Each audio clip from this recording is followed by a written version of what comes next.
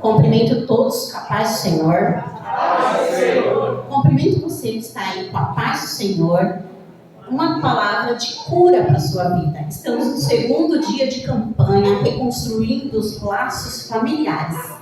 E eu queria convidar você para se inscrever, para curtir, comentar, compartilhar. Lá no nosso, no canal da igreja tem quase 500 mensagens para você. São mensagens edificantes, vinda direta do céu para a sua vida, para mudar a sua vida. Então vamos lá. Hoje o tema é reconstruindo os laços familiares, baseado no Salmo 128. A igreja achou? Sim. Então eu vou ler. Como é feliz quem teme ao Senhor, quem anda em seus caminhos. Você comerá do fruto do seu trabalho e será feliz e próspero. Sua mulher será como uma videira em sua casa. Seus filhos serão como um broto de oliveira ao redor de sua mesa. Assim será abençoado o homem que teme ao Senhor. E que o Senhor abençoe desde Sião, para que você seja próspero, para que você veja a prosperidade de Jerusalém todos os dias de sua vida. E veja os filhos dos seus filhos e haja paz em Israel. Amém? A palavra de Deus é um salmo, né, escrito por Salomão, um dos homens mais sábios, o homem mais sábio, porque Deus falou que não haveria mais ninguém tão sábio, né? Mesmo em sua sabedoria, errou no meio do caminho. Sabe por quê? A sabedoria, ela não adianta sem a presença de Deus. Você pode ser sábio como for, ter que ir elevado como for. Se você não estiver na presença de Deus, você se perde no meio do caminho. Você se perde no meio do seu achismo. Você se perde no meio da sua razão. Você se perde no meio da vaidade. Você se perde, como dizia ele, tudo é vaidade. E ele falava, e ele mesmo se perdeu na vaidade, né? Mas escrito por ele, né? Mas vamos lá para o texto. O homem que teme. Como é feliz? Quem é o bem-aventurado que é feliz?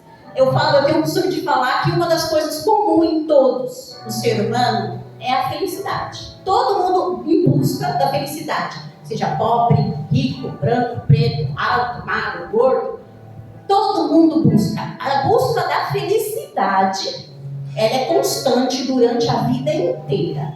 A gente pode ter pouco, mas a gente quer ser feliz. A gente pode ter muito, mas queremos ser feliz. Porém, o dinheiro não compra a felicidade. O dinheiro não está nas coisas. A felicidade não está nas coisas. A felicidade, ela é interna. Porque a gente vê pobre, de maré descida, pessoas felizes, prósperas. Mesmo não sendo prósperas financeiramente, mas são pessoas felizes. Mas vemos também muitos ricos se suicidando, abandonando a vida, não depressivos. Então, assim, não está ligado a dinheiro, né? Então, é o homem que teme ao Senhor. Temer é sinônimo de obediência. Quando você teme, mesmo aquilo que você não quer fazer, você obedece. Isso é temer a Deus. Por quê? Porque você teme, porque você vê Deus tão grande, tão maravilhoso, tão grandioso, que você acredita que aquilo que Ele está te falando é o melhor para você, mesmo que você não queira.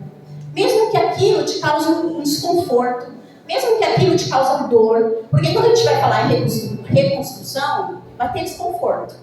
Nunca vai ter uma reconstrução, quem mora em casa ou apartamento, se você for reformar o seu banheiro, vai ter desconforto. Vai ter pó, vai ter barulho, vai ter bagunça. Então vai ter esse desconforto. E nós, crentes, a gente tem um costume de gostar do stand-by, de ficar no comodismo, de estar bem. Deus sabe, Deus faz, Deus age. Deus não trabalha sozinho. Nós precisamos aprender que Deus não trabalha sozinho. Deus precisa de nós. Se Ele precisa te converter a tua casa, Ele precisa de você que está aqui para converter a tua casa. Para Ele salvar, Ele precisa usar você que está aqui. Às vezes você fica, só eu oro, só eu. É você, a coluna que Ele escolheu, e dê graça, e dê glória por isso. Todo tempo dê glória, porque pelo menos tem um. E se não tivesse um? Você imagina a perdição que seria? Onde estaria? Você faz ideia, a dimensão que talvez estaria se não tivesse você como coluna de oração na sua casa? Então, o homem que teme, obedece. Certo?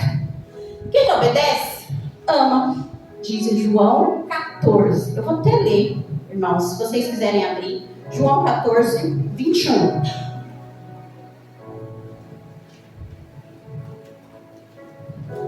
Diz assim: quem tem os meus mandamentos e lhe obedece, esse é o que me ama. Quem me ama será amado por meu Pai.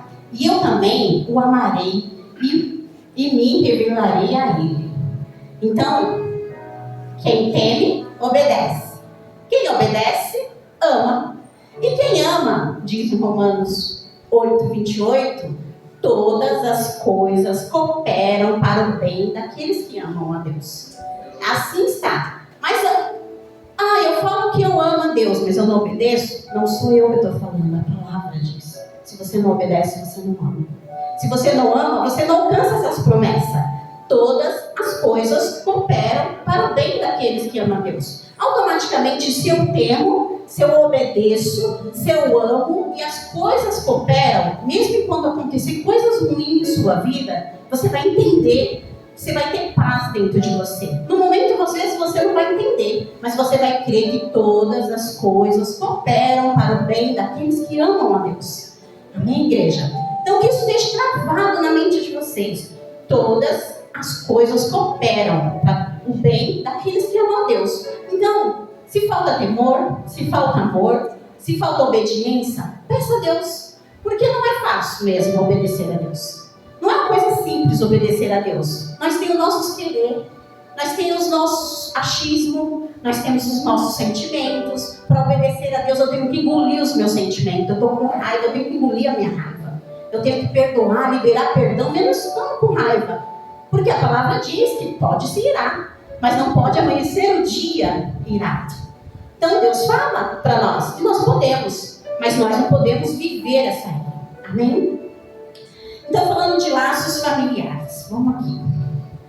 Como é difícil falar de laços familiares em meio à geração que estamos vivendo, em meio ao caos familiar que estamos vivendo, em meio a coisas e atitudes e sentimentos bagunçados que estamos vivendo. Mas estamos vivendo, sim, lá fora. Nós crentes, nós vivemos por Cristo. Agora não sou mais eu, mas sim Cristo que vive em mim. Aleluia. Então a gente precisa entender. Lá fora é um comum, é uma coisa certa. Para nós não. Para nós somos de Cristo e não sou mais eu, sou Cristo que vive em mim. Que deixa gravado, eu queria que a igreja repetisse: não sou mais eu, mas é Cristo, que vive em mim. Amém. Quem aqui é de pais separados? Levanta a mão. Pode levantar, a igreja, não é pecado não. Foi os pais se separaram, não foi? Quem é de pais separados? Amém. Quem já se separou, tem mais de um casamento, 1, 2 ou 3. Quem é de família mista? Tem pais, filhos, irmãos de pai, de mãe diferente. Aqui. Então, como é difícil falar de laços, né? Porque isso é o que a vida nos proporcionou.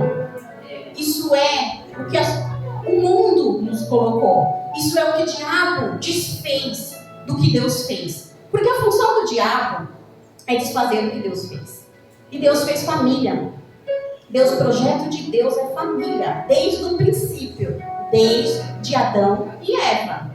E aí, o diabo tenta inconstantemente, desde Eva, tirar aquilo que Deus nos colocou de bênção, tirar aquilo que Deus nos colocou de mandamento, de ordem, né? Porque quando a gente entra na ordem de Deus, as coisas andam certinho. Saímos da ordem de Deus, há uma bagunça, há uma mistura, depois a gente fica perdido no que é certo e no que é errado, né? Então, a função de Satanás no mundo atual é desfazer a imagem masculina. A imagem masculina, desde Adão, ela foi feita para proteger. E aquele que foi feito para proteger, lá em Adão e Eva, se a gente voltar, eu gosto muito do livro de Gênesis. E cada vez que eu leio ele, Deus me revela coisas diferentes, de maneiras diferentes, de modos diferentes. E eu gosto muito de ler porque é a base, é a nossa base, né? Tudo começou ali, tudo erro, tudo começou ali. As promessas, a promessa de Jesus está ali. Então, assim, eu gosto muito de ler. Toda vez que eu leio, eu vejo diferente. Tudo diferente, como diz a palavra que se renova. Então, se a gente volta, eu gosto sempre de voltar. Quando a gente volta em Adão e Eva, Eva foi lá, Deus falou que não para Adão, que não comesse do fruto. E Eva foi lá, a serpente mais astuta, usada por Satanás, foi lá, falou, mentiu, né? Falou, você não morrerás se você comer. Você será conhecedora do bom, do bem e do mal. Aguçou a curiosidade de Eva, mulher curiosa mesmo, né? E aí ela comeu. E deu para o seu marido, assim está relatado na Bíblia. E aí Adão se escondeu de Deus. Você já pensou que ia ter Deus toda tarde para conversar? Você já pensou que ia ter Deus para passear pelo jardim? Era maravilhoso tudo o que ele tinha. Mas nós temos tudo e nós às vezes damos tudo por nada. Nós perdemos tudo de Deus por nada, por um ato, por uma desobediência, por um sentimento. E aí ele lá se escondeu. Porque quando nós pecamos, o que nós fazemos? Se escondemos de Deus. A gente acha que se esconder é a solução. A solução não é se esconder, a solução é se humilhar. A solução é simplesmente mostrar o teu pecado para Deus. Deus, eu pequei, eu fui falha, eu errei. Mas, Senhor, me perdoa. E Deus é misericordioso para te perdoar. Mas Adão foi lá e se escondeu. E Deus, quando viu Adão, falou, Senhor, Adão, e Adão fala, o Senhor, eu ouvi os seus passos, mais ou menos assim, ouvi os seus passos e me escondi. Por que te escondesse? Porque eu estava nu, comi do fruto. E aí, porque comeste do fruto que eu te ordenei a não comer? E aí ele vai e fala, mulher que tu me deste. Ele, em vez de assumir a culpa dele, ele que foi feito para proteger, ele acusou a mulher. Porque ele poderia ter falado não. Aí quando ela deu, eu falasse não. E ele simplesmente acusa. Ele que veio para proteger é o primeiro acusado, né? Mas vamos voltar aqui para o nosso... É só uma base de fundo para a gente entender. Onde começa a desmoralização masculina, a tentativa de destruir a imagem masculina no mundo, né? Somos de pais... vivemos hoje... Eu vou contar um pouquinho da minha história em relação ao meu pai. Aconteceu um episódio que é trabalhar de Deus na minha vida, na vida do meu pai, semana passada, né? Por isso que eu creio muito nesse altar, porque toda campanha Deus muda alguma coisa em minha vida. Toda campanha Deus direciona alguma coisa diferente na minha vida. Então por isso que eu atravesso de Suzano até aqui. Eu chego aqui, às vezes cansada, vou dormir tarde, porque se eu vim de ônibus é 1h30. Então assim, para vir para ir, mas eu tô aqui, porque eu sei do trabalhar de Deus na minha vida. Minha vida não é perfeita, como a de ninguém, mas assim, Deus trabalha, e quando a gente ama, obedece, e quando a gente teme, Deus vai trabalhando em cada coisa difícil. Eu nasci de família bem complicada. A família da minha mãe são 7 mulheres, então o feminismo podera, sabe, assim, todo mundo muito feminista. Então eu nasci, essa é a referência para mim, feminista. A família do meu pai, né, a minha avó era crente, do círculo de oração da Assembleia, né, mas ela faleceu, eu tinha apenas 12 anos. Mas assim, uma mulher muito de fé, eu aprendi muito de fé com ela.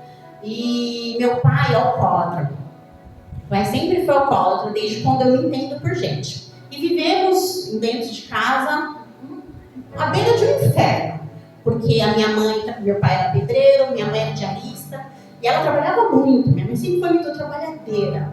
E aí ela trabalhava e meu pai pegava, às vezes ela deixava, naquela época as coisas compravam na porta. E aí ela deixava dinheiro pro meu pai, paga não sei o quê. Meu pai ia lá, meu pai usava tudo com bebida. Ele era viciado em jogo também. Ele era viciado no jogo do bicho. Então ele gastava tudo. Então minha mãe chegava do serviço, minha mãe quebrava a casa inteira e nós crianças desesperados com a minha mãe quebrando a casa inteira, quebrava tudo. Tudo. E quando eu estava de 7 para 8 anos, os meus pais resolveram separar. Né? A gente somos em 3, eu sou a do meio, eu sou a única menina do meu pai, eu tenho um irmão mais velho e um irmão mais novo, eu sou a do meio. E a menina geralmente é mais apegada com o pai. Sempre, eu sempre fui muito apegada com meu pai. E aí para nós, mesmo sendo apegada com meu pai, naquele momento que eles falaram que ia se separar, meu pai foi embora e depois eles iam se separar, aquele momento deu uma paz dentro de mim. Porque eu falava assim, é melhor que eles se separem do que continue a briga. Eu tinha 7 anos. Você sabe o que é pensar em os pais viver longe porque você vive um inferno dentro de casa? E foi assim. Aí meu pai separou. Um belo dia minha mãe sentou comigo no domingo e falou assim, você quer ficar com seu pai ou com a mãe? Aí eu, sem sabedoria, sem saber, meu pai me dava muita atenção, muito carinho, porque ele ficava mais tempo em casa. Minha mãe trabalhava mais, né? Era muito ausente, porque ela tinha que trabalhar muito. E aí eu falei, fiquei assim, eu falei, meu pai. Pronto, comprei uma guerra. E assim, aí, você quer que seu pai? Então você vai lá pedir pro seu pai. Aí cheguei pro meu pai e falei, pai, eu queria morar com o senhor. Meu pai foi morar com a minha avó, que era crente. Aí minha avó morava em 2 cômodos, bem simplesinho. E ele foi morar lá. Aí eu falei, pai, eu queria morar com o senhor. Meu pai, mesmo sendo alcoólatra, mesmo sendo viciado em jogo, ele sabia que não tinha condições de me criar, né? Porque assim, ele não tinha emprego fixo, ele era pedreiro. E aí o meu pai pegou e falou, não, filha, seu lugar é do lado da sua mãe. E aquele que eu tinha visão de proteger, é aquele que me abandonou, né? Na hora que eu queria. Eu entendo hoje, de verdade. Mas eu estou tentando explicar e trazer a minha vida para talvez você se identifique com alguma coisa. Então assim, ele me abandonou. Tá vendo? Aquele homem que foi feito para proteger, ele nos abandona. O pai, a psicologia fala que o pai é a nossa primeira paixão. A gente olha o pai e fala assim, eu quero casar com alguém igual ao meu pai. Quando o pai é bom, quando a imagem do pai é bem. Então fala assim, eu quero alguém para casar igual ao meu pai. Eu não tive isso, mas é isso que a psicologia fala. Ela fala que a primeira paixão da mulher, assim, em questão de homem, que você fica olhando, meu pai. E assim, aquele que era para proteger, nos abandona. Quantas vezes isso acontece? Quantos daqui não foi abandonado pelo pai? Foi deixado pelo pai? Então é aquilo. E o mundo, assim, tudo relacionado ao vício. O vício, gente, ele é espiritual. A gente pode correr para onde for. Porque a pessoa às vezes tem vontade, as pessoas às vezes se internam e ficam 1 ano, 2 anos, volta a beber. Então, se você não buscar em Deus, você não consegue sair do vício. Seja ele o vício do que for, há uma força de vontade sua, com a confiança da palavra do Senhor e obediência, você sai do vício. Não tem vício que resiste à palavra de Deus. Não tem vício que resiste à palavra de Deus quando você teme, obedece e ama. Não tem vício que vai resistir. E assim, o meu pai me abandonou. Aí já fiquei fragilidade. O meu pai, por causa da bebida, ele nunca foi muito de procurar nós. Então assim, quando o meu irmão estava com 11 anos, eu com 9 e tinha o outro de 6. Aí a gente começava, mãe, o pai. Minha mãe irritada, né, ciumada também. Aí falou, eu vou levar vocês na casa da sua avó, primeira vez. Vocês aprendem o caminho, que daí vocês vão, porque eu não vou ficar levando vocês. Aí ela levou. Vou para casa da minha avó, a gente aprendeu, era lá no Aricanduva, eu morava aqui em Guaianás, era lá no Aricanduva. E aí a gente ia. Meu irmão de 11 anos guiava nós. Eu com 8, eu com 9 e o outro com 6. E aí ele pegava a nossa mão, a gente pegava o ônibus, descia na Aricanduva e ia andando até a casa da minha avó. E a gente chegava lá, meu pai a gente quase não via, ficava mais com a minha avó. Pra mim era bom, porque eu gostava de ir pra igreja com a minha avó de domingo. Minha avó ia de manhã, à tarde, à noite. E aí eu acabava indo. Minha avó, meus irmãos ficavam brincando no quintal, mas meu pai não. Ele saía para beber e ele não demorava para voltar. Às vezes nem voltava, né, com a bebida. E passaram-se um ano de correr. Passaram um tempo, gente. Um belo dia eu estava na casa da minha avó e a gente começou a ir frequentemente, pelo menos uma vez por mês. E aí um dia eu estava na casa da minha avó e minha avó não estava. Eu dormia, acho que para ir para a igreja, não estava ninguém. Meu pai chegou bêbado e meu pai me molestou. Meu pai mexeu comigo, eu dormindo. E aí, aquilo pra mim, quando eu acordei, eu vi meu pai mexendo na gente, na minha, eu não sabia se eu acordava, se O que eu fazia? Eu corria de ninguém em casa. Tudo relacionado à bebida. E às vezes tem pessoas que têm um questionamento: bebida é de Deus, pode beber, mas tinha vinho na Bíblia. A bebida, gente, é o que mais acontece. Acidente de trânsito, é o que mais acontece. Abuso sexual através da bebida, é o que mais destrói uma família. Então a bebida, ela destrói, porque a gente cansa de quem bebe. Porque a visão nossa é que a pessoa não quer, que a pessoa faz aquilo por prazer, que a pessoa faz aquilo. E aí, depois disso, a minha avó faleceu logo depois e a gente passou a não ir mais na casa da minha avó, porque quando parece que a mãe falece, a família se espalha, né? Meu pai não tinha onde ficar. O que ele fez? Abriu um bar. Imagina um alcoólatra com bar. Vocês fazem ideia de como que é? E aí eu fui pro meu... a gente ia. Gente, eu tinha muita necessidade do meu pai, porque nós temos necessidade. Eu não sei aqui quem vive de relacionamento separado. Gente, o filho tem necessidade do pai. Papel de pai é pai, papel de mãe é mãe. Minha mãe era uma super mãe, mesmo sendo ausente, mas ela nunca supriu a minha necessidade de pai. Então a gente tem que ter isso no mente. Pai é pai, você tem que respeitar o papel de pai. Você não pode falar do pai do seu filho para ele. E eu cresci também falando mal do meu pai. Eu cresci, minha mãe falava várias vezes: você é ruim igual seu pai. Aquilo me doía desesperadamente. E por quê? Porque a visão que eu tinha do meu pai caído no chão, bêbado, dormia às vezes no quintal, porque eu não conseguia nem chegar na cama. Então eu falava: eu sou meu pai. Eu criei um trauma tão grande disso, porque eu nunca quis me relacionar com ninguém que bebesse. Mas nem de social, mas nem de brincadeira. Porque eu sou igual ao meu pai? Será que eu vou ser? Sabe assim, criança, 7, 8, 9 anos. Então assim, gente, essa palavra, você é ruim igual ao seu pai, é muito pesado. Então que a gente venha vigiar o que a gente fala. Graças a Deus, no mundo espiritual, isso não foi lançado. Se foi lançado, foi eliminado, porque eu nunca gostei de beber, eu nunca bebi. Eu nunca gostei de bebida, nunca quis ninguém que bebesse. Então a gente venha ter sabedoria e falar. E assim, minha mãe sempre teve muitos ciúmes. Meu pai, embora a gente não vivesse, mas a minha mãe sempre sentiu a necessidade que eu tinha do meu pai. Então, meu pai, foram anos, foram morar no bar e eu ia visitar, mesmo assim ele ia no bar. Chegava lá no bar, ele estava lá atendendo, aquele monte de cachaceiro, e eu lá, menina, lá no meio.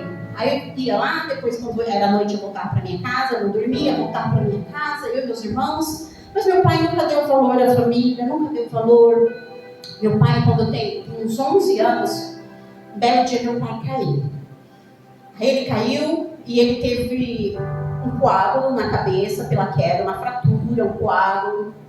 E meus primos, que moravam perto desse bar, levaram ele na minha casa. Chegando lá, meu pai estava irreconhecível, todo roxo, com um rosto inchado. Peguei ele, levei ele pro sertor. Liguei para os meus irmãos. Meus irmãos são, tipo assim... É tudo, Vânia, vê o que você faz, eu te ajudo, mas é gente que decide. É tudo lá em casa. Vamos comprar um presente pra mãe, ver Caimone, o que a gente vai comprar? Vamos fazer, no fim de ano, como que a gente vai fazer? Tudo Caimone. Aí eu liguei para meus irmãos, ele falou: eu vou sair do emprego, vou, e a gente leva o pai no servidor. Meu pai internou, e meu pai começou a delirar por causa da abstinência. E aí ele ficou, que era no outro dia que eu fui buscar de alta, ele não estava reconhecendo ninguém, estava delirando por causa da abstinência. Aí eu pedi para o psiquiatra avaliar ele. Como que eu ia trazer ele para casa? O Gabriel e o Stephanie eram pequenos. Eu trazer eles para casa, sem saber quem era quem, falando coisa por coisa. Aí o psiquiatra foi avaliar, achou que a gente não queria levar embora, né?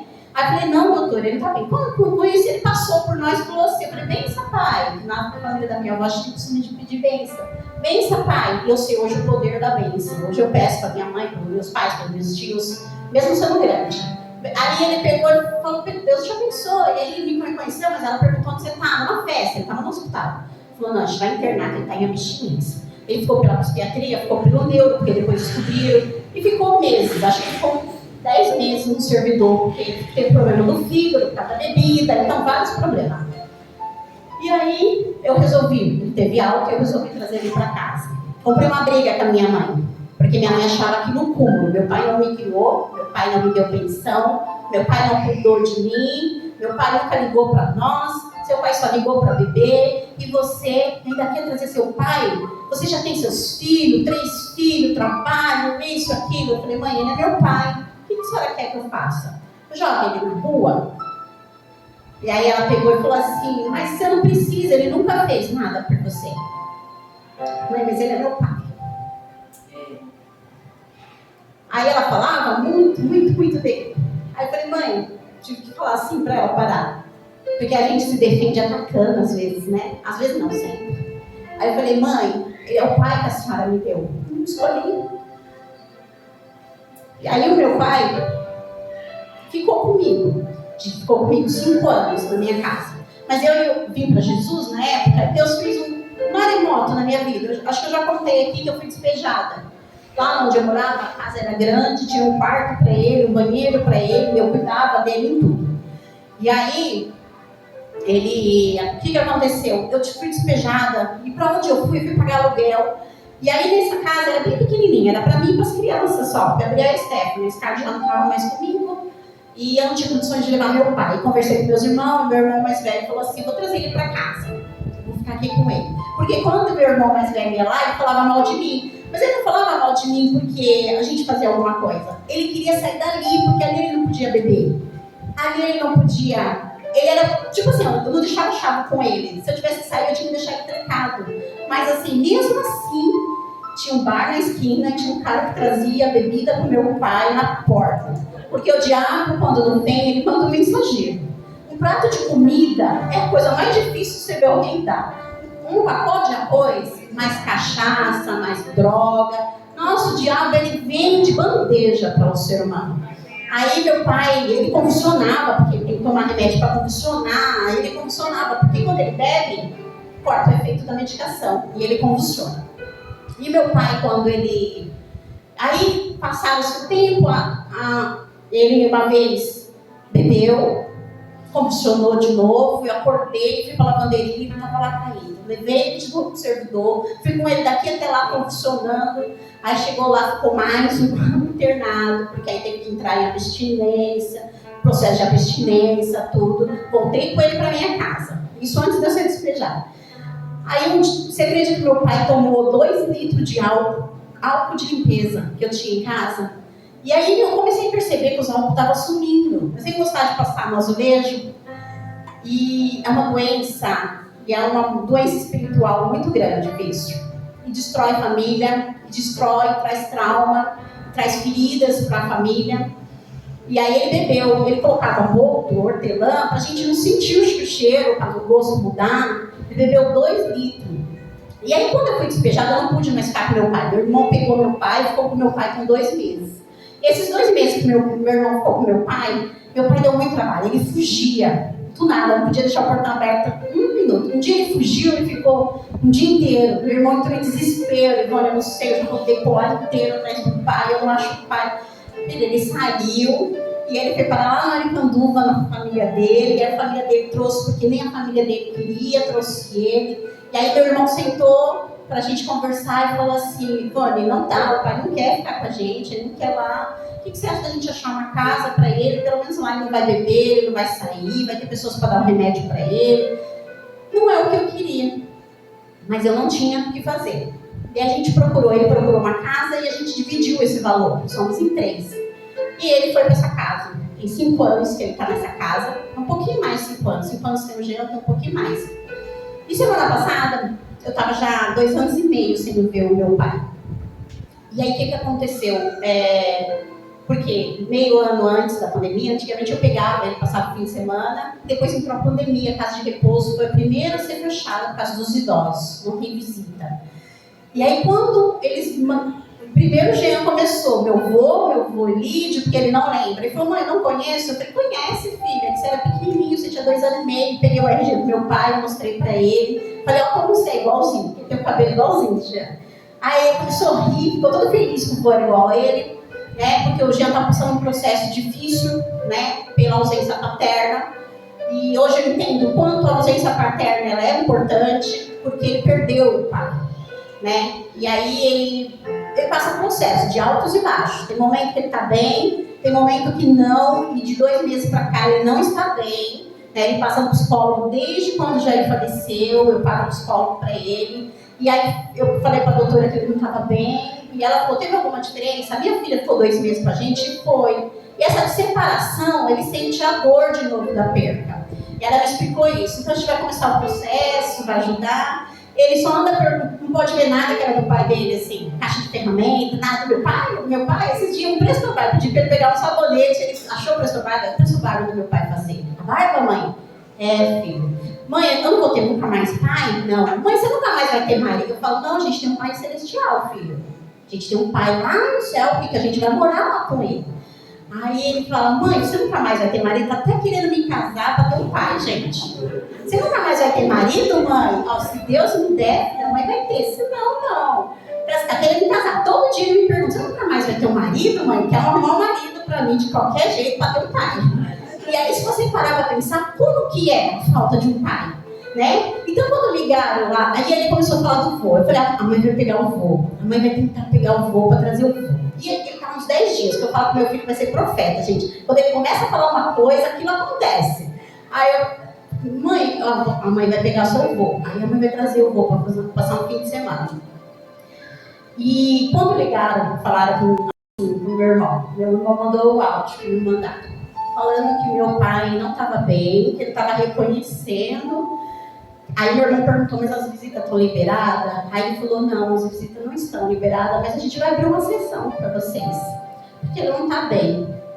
Nossa, me bateu um desespero, porque abrir uma sessão dentro de um hospital para visita, me dá um desespero. Eu estava saindo do emprego, quando eu ouvi a mensagem, eu fui para casa, aí falei pro meu irmão, a gente vai levar ele pro servidor. Aí ele mandou pro rapaz, a gente vai pegar ele. O rapaz, não é nada grave, não é nada urgente. Eu falei, agora eu quero ver. Agora eu quero ir lá. Agora eu quero levar, eu quero ver o que está acontecendo. Graças a Deus a gente levou. A gente achava que poderia ser o neurológico, poderia precisado, não tem nada. Continuou com o coágulo que ele tinha lá, né? Mas era uma infecção de urina que deixa idoso confuso. Mas quando eu peguei meu pai, que ele não me reconheceu, a gente colocou ele no carro. Pensa, pai, e ele não respondeu. E aquilo me deu uma dor. E aí logo eu lembrei do Jean. O Jean não tem, mas eu tenho um pai. Eu só estava alguns tempos distante. E aí eu pensei, ele sofre porque ele perdeu o pai. Mas eu ainda tenho tempo para ter o meu pai. Meu pai está vivo, enquanto a vida, a esperança. E aí eu fiquei quase 15 horas com ele lá no servidor. E aí eu orei tanto para Deus. Falei, Deus, me permite falar com meu pai de novo. Me permite que meu pai me reconheça. Me permite para eu levar ele na tua casa, pai. Pai, recobre. E eu orei, gente. Orei. E quando meu irmão foi buscar, deram alta, né? Quando meu irmão foi buscar a gente, meu irmão mais novo, aí ele reconheceu o meu irmão. Eu fiquei tão feliz com aquilo. Aí eu, no meio do caminho, falei, pai, é Ivone, pai, pensa. Deus te abençoe. Ai, aquilo para mim foi cura para minha alma. Falei, Deus, eu lembrei até das promessas que Deus fez sobre a vida da minha avó. Porque a promessa é que, crê no Senhor Jesus, será salvo tu e tua casa. Aleluia. E aí eu falei para Deus, Deus, o Senhor prometeu para minha avó, e ele é descendência da minha avó. Ele é meu pai, eu busco pelas outras famílias, eu preciso buscar por ele. Senhor, me permita. E meu pai saiu bem, graças a Deus. E quando a gente chegou na casa, ele já estava reconhecendo os meninos. Até falou assim, nossa, tá bem mesmo, né? Eu falei, glória a Deus, ele tá bem. Aí eu já pedi, né? Posso estar pegando ele? Posso estar pegando ele de fim de semana? Para mim poder levar ele, ficar em casa. E aí foi autorizado. Então você vê que todas as coisas cooperam para o bem daqueles que amam a Deus. O mal-estar do meu pai cooperou para aquilo, para restaurar os laços familiares sobre a minha casa, sobre a minha família, sobre os meus, né? E assim, ele é meu pai. Aquilo que eu falei para minha mãe. Você que tem um pai, cuida do teu pai, abraça seu pai, abraça tua mãe. Você que é filho, não processe o que fizeram com você sobre os seus filhos. A igreja está falando, ontem foi poderoso o que aconteceu aqui. Estamos falando de uma geração doente que está deixando outra geração morrer. E a nossa geração doente, a gente precisa ser curado. A gente precisa ser curado de tudo aquilo que o diabo colocou sobre a nossa vida. Porque, infelizmente, a gente não tem como sair do mundo espiritual. Tudo é espiritual, gente. Embora a gente não veja, o mundo espiritual é muito real. Então, que a gente venha lutar espiritualmente sobre os nossos pais, sobre os nossos ex-maridos, porque nós demos pai para os nossos filhos. Então, que a gente venha orar por eles, que a bênção do Senhor venha sobre a vida deles, que a gente venha orar, porque, querendo ou não, se ele se der mal, ele é pai dos seus filhos. Então, que a gente venha. Eu também tenho família mista. Eu tenho a Scarlett e o Jean, o primeiro e o último, que era do Jair. E o Gabriel e a Stephanie, que foi de um outro relacionamento durante 15 anos, que eu fiquei com 7 anos de relacionamento. Eu fiquei 15 anos longe do Jair. Então, assim, eu tenho uma família mista. E eu sempre, por eu ter sofrido a dor de ouvir falar mal do meu pai, eu nunca falei mal do pai deles. O pai deles, às vezes, prometia visita e não vinha. Seu pai está trabalhando. O pai trabalha muito. Então, assim, prometer coisas financeiras e não dá, agora não deu. Depois a gente vê, conforme for, a mãe se aperta, a gente compra. Então, assim, eu nunca gostei de falar mal, porque eu cresci ouvindo meu pai. A minha mãe falar mal do meu pai, que fazia tão mal para mim, porque ele era meu pai. Eu não sei, não escolhi, mas é aquilo que Deus me deu, é aquilo que a minha mãe escolheu. E assim, eu nunca proferi. Sabe? Sempre falei, gente, o pai, liga pro pai, o pai tá bem. Então, assim, a gente tem que abençoar, porque é pai. Você que tem um filho que você um dia abandonou, ou não visita, ou não visite o teu filho. Reconstrói os laços sobre a tua casa. Ele é teu filho. Existe ex-mulher, mas não existe ex-filho. Filho é filho. Ele sente a necessidade de você, não importa a idade. Não importa se tem 5 anos, 3, 2, 1, 40 anos. Eu com 40 anos, eu sinto falta do meu pai. Aquela proteção eu não tive. Às vezes ele me abandonou. Bêbado, uma vez ele mexeu comigo. Mas ele é meu pai. Eu ainda sinto necessidade. Eu vejo a necessidade do meu filho ter de um pai.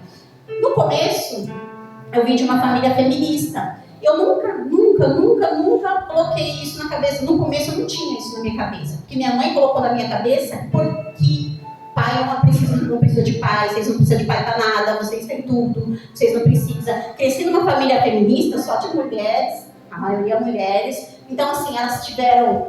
A gente tem uma maldição em nome de Jesus, uma maldição hereditária, todas de 7, 5 foram mãe aos 15 anos, algumas netas também foram mãe aos 15 anos, a minha avó foi mãe aos 15 anos. Então, assim, são coisas que você vê que fora do comum existe um mundo espiritual, existe uma maldição hereditária aí, né? Existia. Então, assim, minhas filhas, quando vai fazer 15 anos, entravam loucura. Quando a Scarlett fez isso, entrou aos 15 anos, eu tinha muito medo dela ser mãe. Eu ainda não estava no caminho do Senhor. Então, eu anticoncepcional nela. Ela namorava. A Steph não namorava, graças a Deus. Já quebrei isso. Porque a nossa função não é reproduzir o que nós tivemos. Os nossos antepassados fizeram. É nós curarmos o que o nosso antepassado fizemos para a gente progredir, para a gente dar aquilo que a gente não recebeu. Se você não teve amor, dá amor. Dá amor. Você não teve amor do ser humano, mas Jesus te ama e te dá todo amor. E Ele tem cura para a sua vida, Ele tem bálsamo para a sua vida. E Ele fala para nós pagarmos o mal com o bem. Aquilo que você não deu, que você não recebeu, dê. Dê, porque Jesus te dá e te recompensará dupla honra para a tua vida. Então, a gente venha ter muito isso. Tem uma passagem de Moisés, e é muito importante essa passagem, que quando ele chega, depois do além do Jordão, ele fala: eu não sei se vocês querem fazer o que seus antepassados fizeram, mas eu e a minha casa serviremos ao Senhor. Aleluia. Lá fizeram coisas que não era legal, adorar outros deuses, murmurar o tempo todo, mas ali ele declara o fim daquilo, não por todos, mas sobre a casa dele. Você pode declarar o fim das maldições sobre a sua casa, você pode declarar o fim da falta de amor paterno sobre a sua casa, você pode declarar o fim do abandono sobre a sua casa. Se você tem um laço quebrado, se você tem um filho, um pai, um irmão, busque. Dói. Vou falar para você que não doa. Dói. Mas eu trabalho em hospital. Existe uma ferida lá, um curativo. Se a gente não abre ele, se a gente não lava, se a gente não tira a secreção, ele nunca cura. Então é uma ferida, aquela ferida que está em você, você vai ter que mexer, vai ter que doer. A gente põe sabão antisséptico, a gente chora soro e a gente esfrega. Às vezes a gente tem que dar remédio antes de dor para o paciente, porque o paciente geme. E não adianta antibiótico se você não trocar aquele curativo. Não adianta, porque ali as bactérias se reproduzem muito rápido. Então precisa arrancar elas. A gente lava arrancando e aí a gente faz um outro curativo. Aí aquilo no outro dia está melhor. A gente arranca aquelas bactérias que nasceu em um outro curativo. E a gente arranca a bactéria no outro dia, repetitivamente. E se você não se propor a doer, a mexer naquela ferida que está paradinha, que está quietinha, às vezes tem pai que fala, não vou atrás porque eu vou ter que pagar pensão. É nossa obrigação, colocamos no mundo. Precisamos sustentar, precisamos dar o mínimo possível. Pais, vocês foram chamados para proteger e prover os seus filhos. Para isso que você foi feito. Homens, maridos, proteger e prover. Aquele diabo fez. E em meio de tudo isso, o mundo ainda quer nos colocar contra as coisas de Deus. Então, vocês veem como é difícil? Porque a agressão aumenta, o assédio aumenta, o abuso, todos os tipos de agressão física, financeira, agressão psicológica, ela cresce. Aí o mundo vem e tenta colocar Lei Maria da Penha, lei disso. O mundo tenta a gente colocar a gente contra quem? Contra o agressor. Mas a gente não está lutando contra a carne. Nós estamos lutando contra a potestade.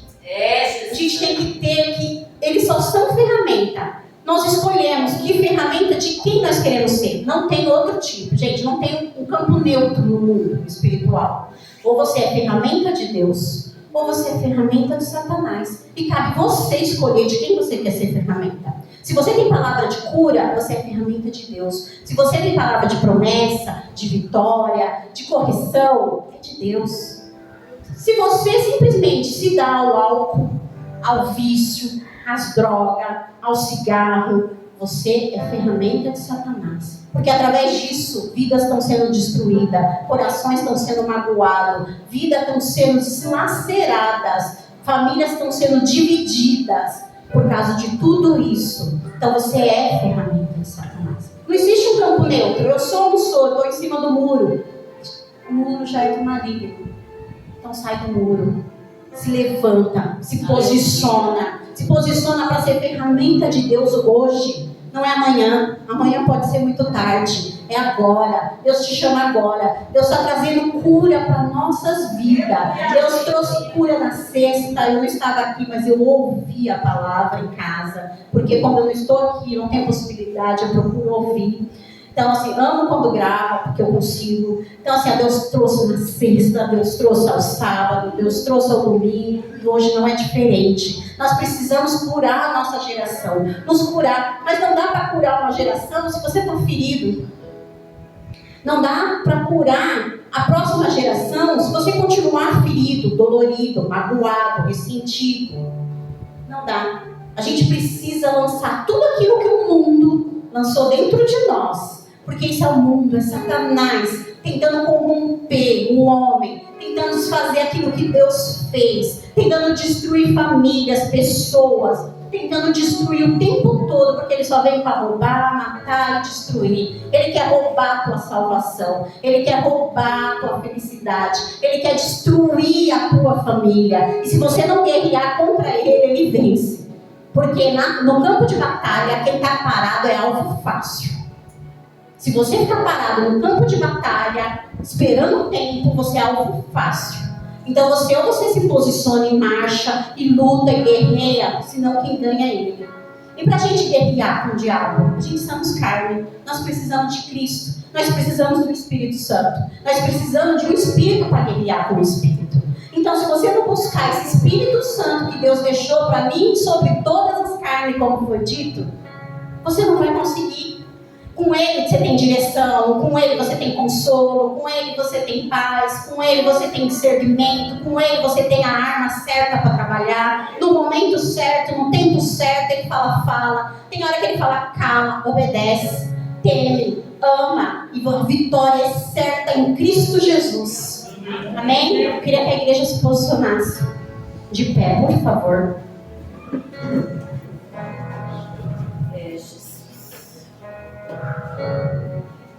Eu queria que você pensasse aí. O que o mundo te colocou de ruim?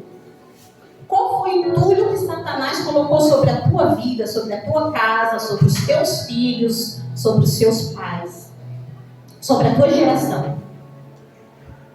A palavra de Deus diz, com o olhinho fechado mesmo, mãozinha no coração, é você e Deus. Não se preocupa quem está à direita, nem quem está à esquerda. E para de falar, Deus sabe. Não, Deus quer te ouvir. Ele sabe, mas Ele quer te ouvir. Ele precisa ouvir. O lixo que Satanás te colocou é como uma comida indigesta que você come. Se você não vomitar, aquela comida vai ficar fazendo mal durante dias sobre você. Então coloque para fora, vomita, porque é você vomitando a libertação, você vomitando a cura. Então você precisa colocar para fora. O mundo desfez.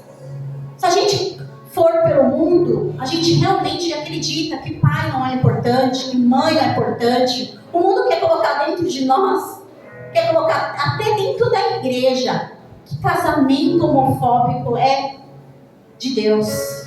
Que a gente tem o direito de escolher, sendo que Deus nos fez ou homem ou mulher. E nós precisamos do homem e da mulher para procriar. Se a gente acreditar nisso, não haverá mais ser humano. Então Satanás o tempo todo tenta colocar em nossa mente coisas através das redes sociais, através de político, através do mundo. Mas Deus hoje manda um lixo espiritual para você jogar tudo fora. Eu creio. Para você vomitar tudo que o mundo te colocou. Ontem, você talvez, muitas palavras que está aqui você não sabia. Mas hoje Deus te revelou. E a palavra dele que liberta. É a palavra dele que cura. É a palavra dele que salva. Então, em nome de Jesus, você que tem lixo aí, em nome de Jesus, vem aqui, toca no altar e joga todo esse lixo no altar para Jesus tirar de dentro de você. Para você ser limpo, você tem que pôr para fora. Para você ser curado, você tem que mexer na ferida. Você precisa falar. Eu não estou chamando aqui quem quer aceitar Jesus. Eu estou chamando aqui quem já foi ferido. Eu estou chamando aqui quem tem ferida para curar. Eu estou chamando aqui quem um dia o mundo colocou, o Satanás tentou mudar a sua mente o valor de família. Os valores o que é pai, o que é mãe, o que é filho. Eu queria que você tocasse aqui no altar. Você que está aí, fique capaz, Senhor, em nome de Jesus.